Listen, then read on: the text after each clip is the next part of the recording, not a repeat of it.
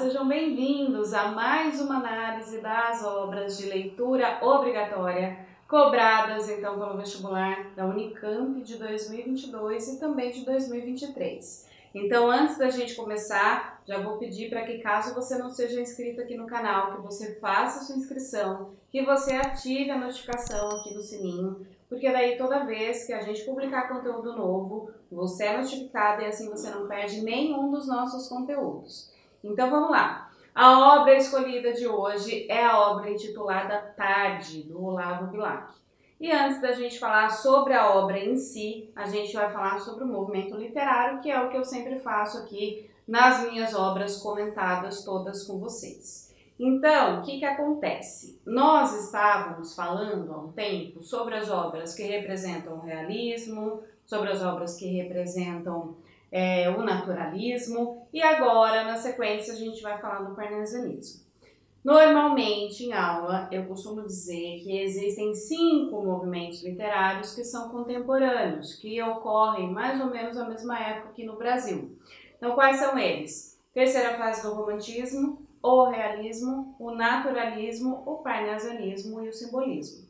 Porém, embora eles compartilhem do mesmo contexto, do mesmo momento que nós estávamos vivendo a essa época, eles são possibilidades diferentes de experimentação desse momento, desse contexto histórico.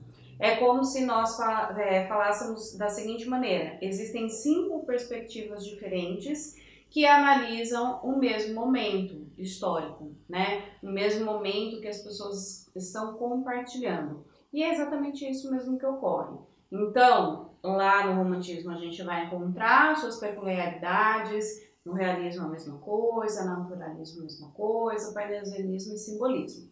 E cada uma dessas particularidades serão refletidas então nessas obras que representam esse momento. É bem legal a gente pensar assim, tá?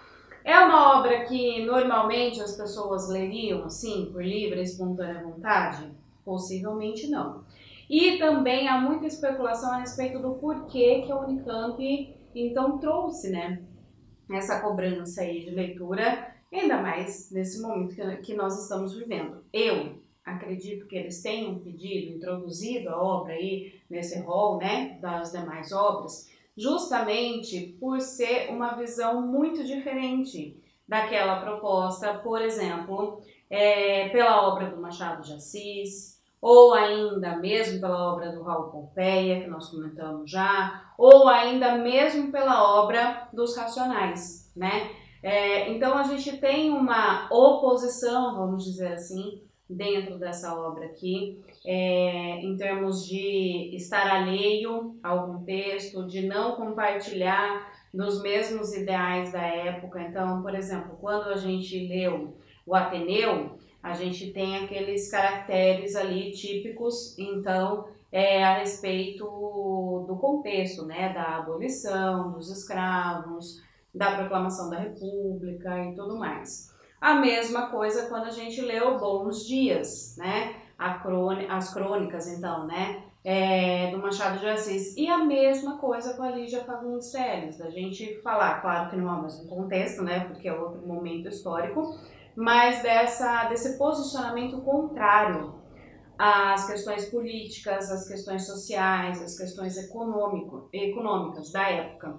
Então, são obras bem, como que a gente pode dizer, bem posicionadas em relação a esses conteúdos. E quando a gente olha para a obra, então, do Olavo Bilac, mais especificamente em relação a essa antologia, a gente tem um distanciamento disso tudo. Então, eu acredito mesmo que a Unicamp tem introduzido a obra em virtude disso, para a gente conseguir perceber essa diferença que existe, o fato da gente ter, então, ter uma possibilidade de produção artística, seja ela literária ou de qualquer outra forma de expressão artística, distante do contexto histórico, porque a gente sempre diz, inclusive, que expressão artística serve para dar vazão, a tudo aquilo que a gente vive, para ser como uma válvula de escape mesmo para a sociedade.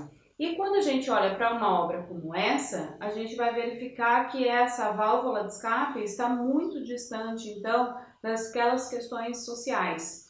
E isso também não é por acaso, não é porque o Olavo Bilac é alheio, não é isso, mas sim em virtude do próprio movimento literário que ele representa.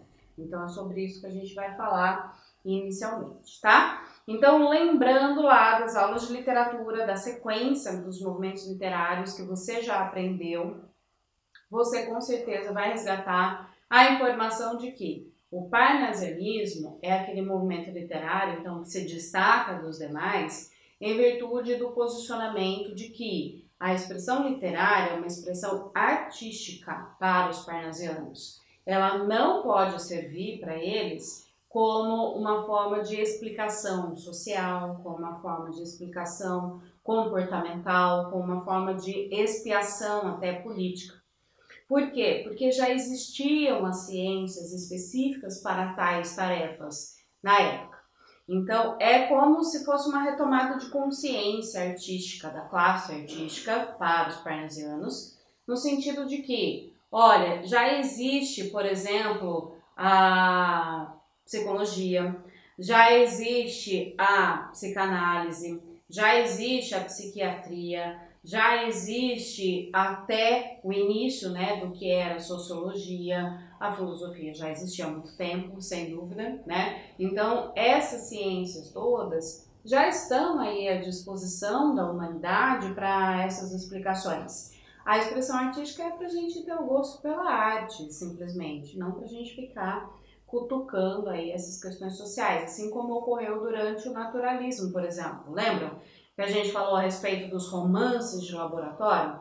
Então, a ideia parnasiana é esse distanciamento, não por acaso, mas para que a literatura realmente retome a sua função para eles, que era a questão da expressão artística. E essa expressão é no sentido de elevar a gente, de tirar a gente de um patamar comum do dia a dia e fazer com que a gente seja elevado mesmo a uma condição superior. Só que é interessante a gente pensar que essa elevação vai ocorrer a partir de fatos comuns, fatos inclusive do dia a dia.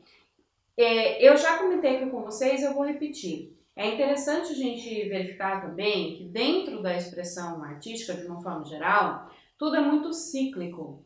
A gente percebe que determinadas características que já tinham aparecido antes vão aparecer novamente em outro momento, só que de uma forma repaginada de acordo com a época em que ela está se manifestando, com um novo momento. Por quê? A cada novo momento nós temos novas questões aí a serem abordadas, novas características que fazem parte desse contexto. Então, por exemplo, essa questão da gente falar a respeito de coisas comuns do dia a dia, aquele lugar comum mesmo, vai aparecer novamente depois lá no modernismo, por exemplo. Na terceira fase já do modernismo e depois na literatura contemporânea também, e também na música, da gente observar essa expressão artística a partir de coisas comuns. E é o que aparece também nas crônicas, né? Quando a gente olha para a crônica, independente do momento que ela tenha sido produzida, ela vai ser então a oportunidade da gente refletir a partir de algo que é compartilhado por todos nós, seres humanos, em sociedade ou até em termos individuais, porque nós vivemos em uma situação que a gente compartilha tudo, né? Sentimentos, pensamentos, sensações, comportamentos. Então, é exatamente isso que a gente vai verificar. Só que, de novo, de uma forma distanciada dessas discussões, das teorias científicas que estavam em voga na época. Isso é importante sempre da gente considerar, para a gente poder entender as características desses sonetos todos que compõem, principalmente a nossa antologia aí, que a gente foi convidado, então, a ler. Muito bem, então de posse de todas essas informações, a gente vai verificar então o posicionamento de oposição e até mesmo o contrário a tudo aquilo que o romantismo, o realismo e o naturalismo propuseram. Então, quais são essas características que vão aparecer nessa literatura parnasiana? Primeiro, resgate novamente daqueles valores lá da antiguidade clássica. Então, de novo, esse caráter cíclico que nós comentamos agora há pouco. Então, tudo aquilo que o classicismo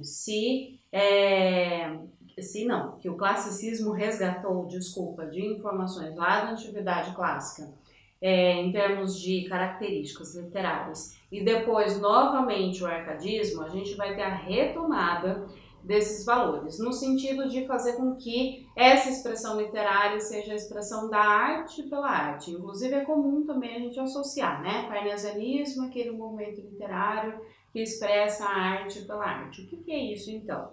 Então, de novo, retomada das formas fixas de conteúdo. O que significa isso? A gente vai ter novamente aqueles padrões de escrita. Por quê? É a partir dessa racionalização que a gente vai, então, se distanciar dessas questões de vazão de sentimentos ou de sentimentalismo, a gente poderia pensar. A razão proporciona, então, uma organização, né? Não é por acaso, inclusive, que essa antologia é composta por sonetos. Então, lembrem da estrutura lá dos sonetos. São, então, obras que são produzidas a partir de 2 quartetos e 2 tercetos. O que significa isso mesmo? 2 estrofes iniciais compostas por 4 versos e as 2 últimas estrofes compostas por 3 versos. Por isso, 2 quartetos e 2 tercetos.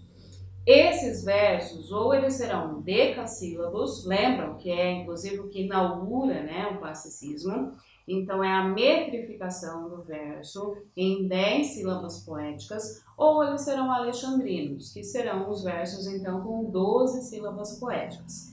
Então o processo envolvido nessa produção literária é extremamente racional, porque há que se considerar sobre o que será discutido no poema, qual é a temática, há que se considerar então a métrica formal dos 2 quartetos, 2 tercetos e também de cada um dos versos que serão compostos ou por 10 sílabas poéticas ou por 12 sílabas poéticas. E há também o sistema de rimas que a gente vai ter que verificar. Por quê? Porque esses versos vão apresentar rima entre si, né? Então, de novo, é um processo extremamente racional que será abordado, que vai contemplar aí a produção desses poemas. Em termos de linguagem, de novo, a gente vai ter um distanciamento de tudo aquilo que o romantismo apregoou e que o realismo se apropriou e o naturalismo ainda mais.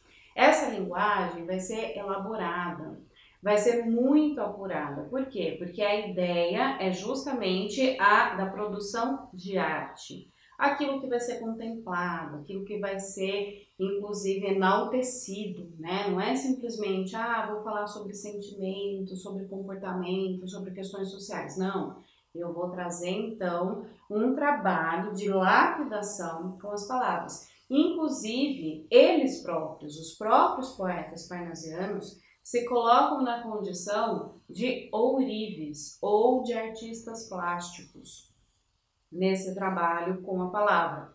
É como se eles estivessem, então, produzindo joias, no caso do ourives, ou ainda esculturas ou pinturas muito rebuscadas, muito elaboradas, com técnicas sempre baseadas no classicismo, né? Ou seja, baseado em tudo aquilo que a antiguidade clássica proporcionou como ideal de beleza, como, por exemplo, as questões como proporcionalidade, como simetria, como organização, como, inclusive, comedimento, né? Sem tanto exagero, que foi o que aconteceu durante tanto o romantismo quanto o naturalismo. O realismo, entre todas elas, foi o movimento que mais esteve contido ali, né? Apesar de todas as questões ali de contexto.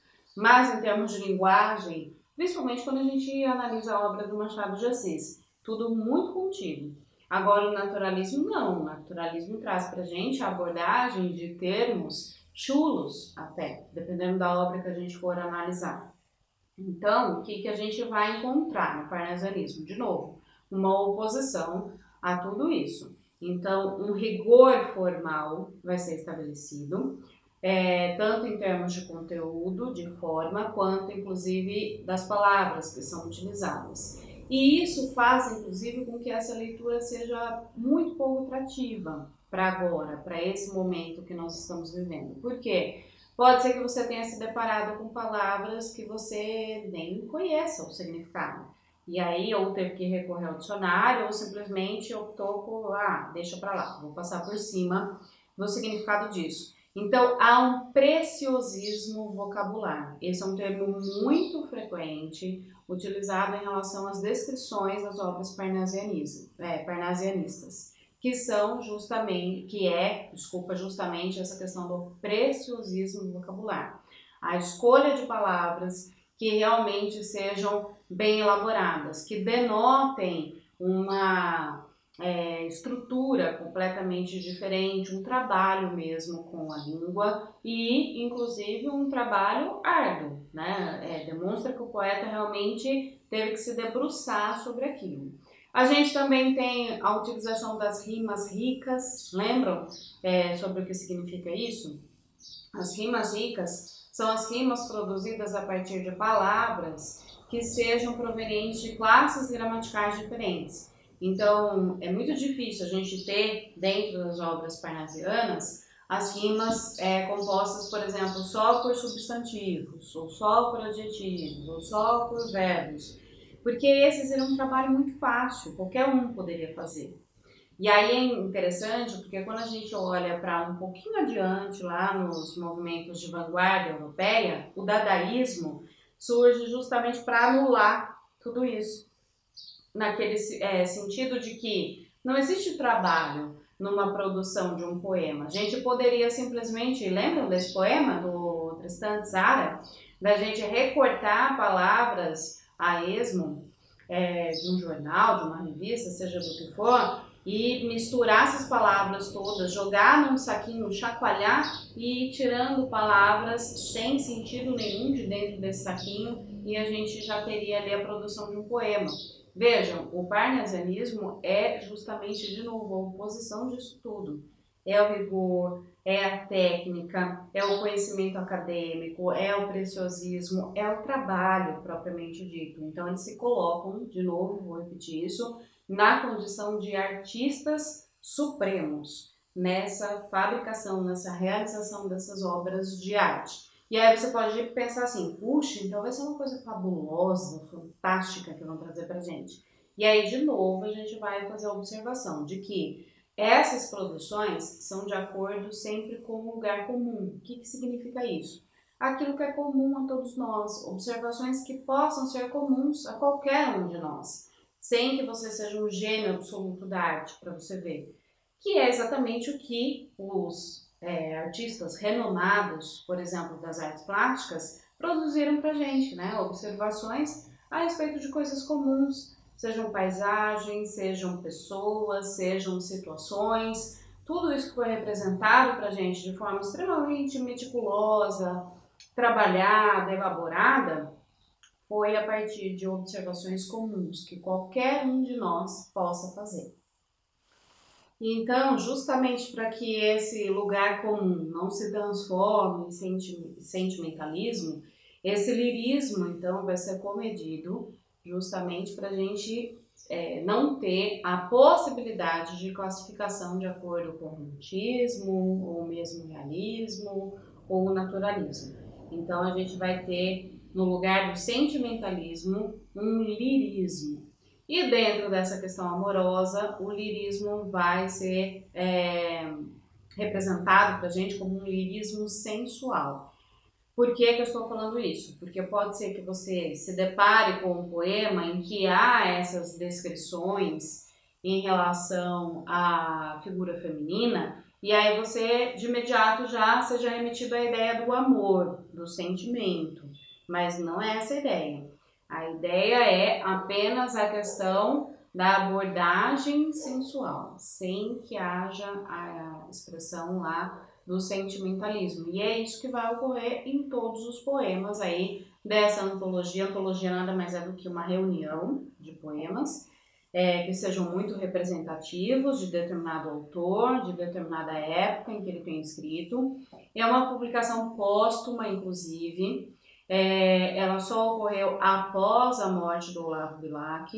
E, inclusive, a gente vai perceber que o teor da maioria dos poemas, inclusive, que compõem essa antologia, é justamente um teor mais pessimista, mais negativo, porque ele está doente, ele já sabe que ele vai morrer, né, que não tem o que ser feito, e aí é como se fosse essa visão amarga mesmo, essa visão triste a respeito de tudo, desses lugares comuns que nós comentamos já, que a gente vai encontrar na maioria desses 99 sonetos aí que compõem a obra Tarde. E é interessante também a gente fazer essa associação em relação ao título. Não é por acaso que a gente vai ter aí esse nome, essa nomenclatura, esse título. Porque a tarde, ela representa, inclusive, uma das fases de desenvolvimento da vida humana. A gente vai falar um pouquinho sobre isso mais adiante também. E também representa essa questão da falta de luminosidade, né, já de início da noite, como se fosse uma fase de transição. A noite seria a morte mesmo, a ausência de luz, então a tarde é a vida se esvaindo. Então, de novo, não é por acaso o título. Outra característica interessante também da gente associar ao classicismo é a gente, em relação à antiguidade clássica também, a gente falar sobre o fecho de ouro. Então, o fecho de ouro é sempre aquele verso que, de alguma maneira, vai resumir, fazer uma síntese de tudo aquilo que os versos anteriores trouxeram como discussão. Essa é uma prática comum ao classicismo, que inclusive a gente fala sobre isso na análise lá dos sonetos do Camões. Então, também, né, não é por acaso que a Unicamp tem escolhido essa obra para essa composição, porque ela conversa com as demais obras que foram cobradas como leitura obrigatória, seja em termos de característica, estrutura, como é o que acontece lá com os sonetos do Camões, quanto pelas divergências em relação às demais obras, como a Crônica do Machado de Assis, ou ainda o conto da Lígia Fagundes Telles, ou o próprio romance do Raul Pompeia com Ateneu. A gente tem uma aproximação e um distanciamento ao mesmo tempo. Então, é importante vocês lembrarem que as questões cobram essas correlações entre as obras que foram pedidas ali naquele ano. Estejam atentos a isso também, tá? E aí eu trouxe uma leitura para nós fazermos juntos, que é a leitura de um dos poemas que vai trazer essa ideia aí do pessimismo, a questão da velhice, da abordagem da velhice e também da morte, né? É o Fogo Fato. Cabelos brancos, dai-me, enfim, a calma. A esta tortura de homem e de artista, desdém pelo que encerra minha palma e ambição pelo mais que não exista. Esta febre que o espírito me encalma e logo me enregela, esta conquista de ideias ao nascer, morrendo na alma, de mundos ao raiar, murchando a vista. Esta melancolia sem remédio, saudade sem razão, louca esperança, ardendo em choros e findando em tédio. Esta ansiedade absurda, esta corrida para fugir o que o meu sonho alcança, para querer o que não há na vida. Então vejam, esses versos vão indicar a angústia daquilo que não pôde ser realizado em vida e que ele sabe que não há mais tempo para fazer isso. E é importante, gente, que a gente pense assim, o que significa essa questão do lugar comum que a gente comentou? Que de fato é isso? É o seguinte, é o fato de que você, mesmo não estando vivendo esse período da velhice, mesmo que você nunca tenha experimentado nada disso, você imagina como é. É aquela história de você se colocar no lugar, não é empatia, mas de você se imaginar naquilo. Então, por exemplo, você fala assim, eu tenho que dar graças a Deus porque eu tenho como estudar, porque eu tenho a oportunidade de ingressar numa universidade pública tão renomada como a Unicamp, porque eu tenho condições para isso. Mas eu posso imaginar que é alguém que não tenha nada disso, nem a perspectiva, não só no sentido financeiro, mas que não conseguiu construir a perspectiva dessa possibilidade, mesmo que ela tivesse condições, porque a gente sabe que existem vários trabalhos que são voluntários, que são gratuitos, em toda e qualquer cidade existe isso. Mas a pessoa não realizou nem a perspectiva, não sabe nem o que significa estar no ambiente universitário, por exemplo. Então você imagina que seja isso, mesmo que você nunca tenha vivido isso.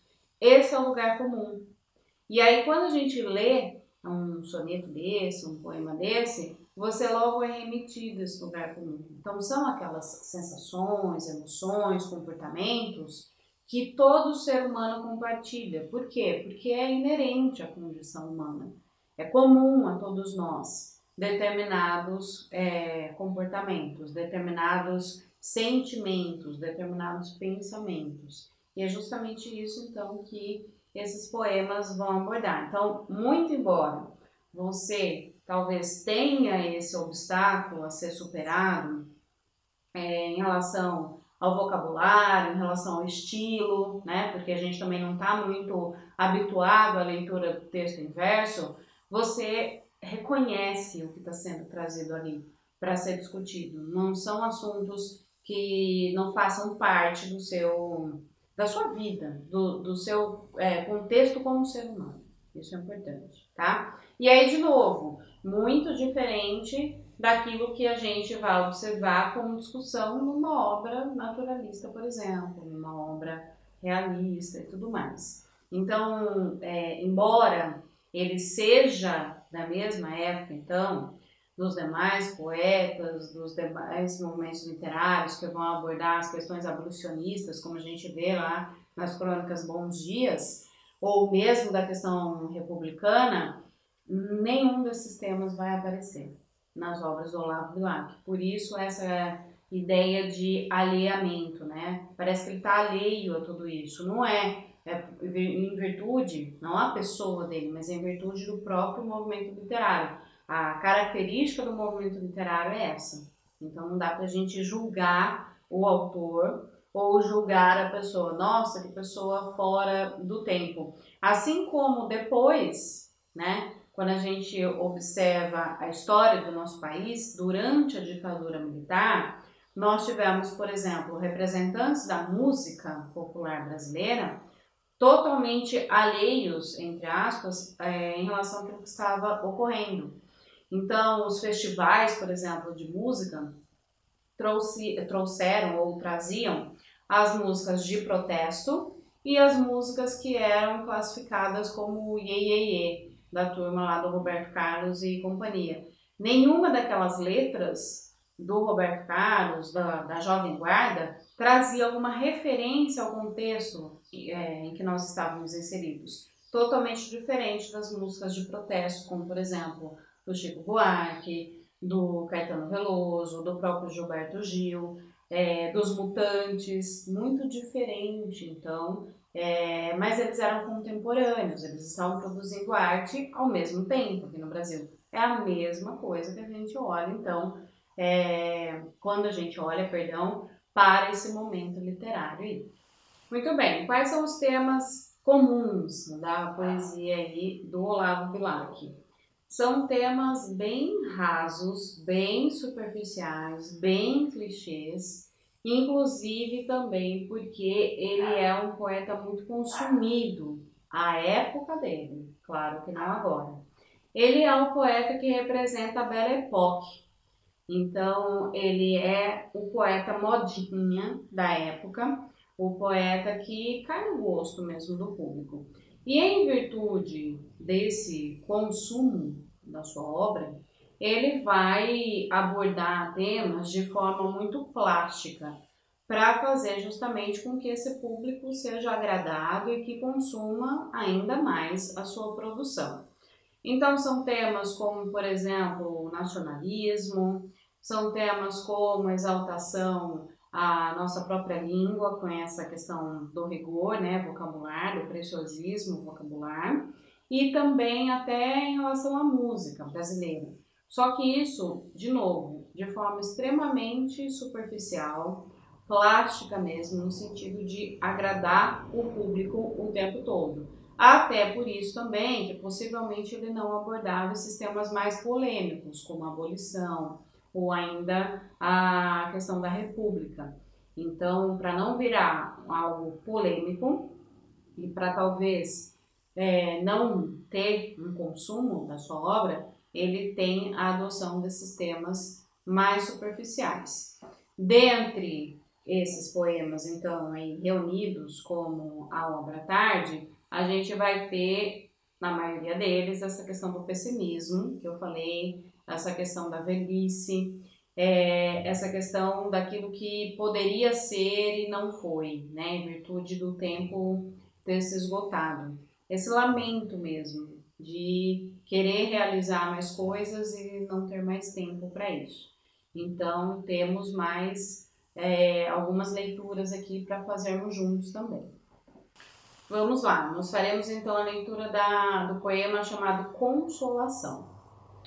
Penso às vezes nos sonhos, nos amores, que inflamei a distância pelo espaço.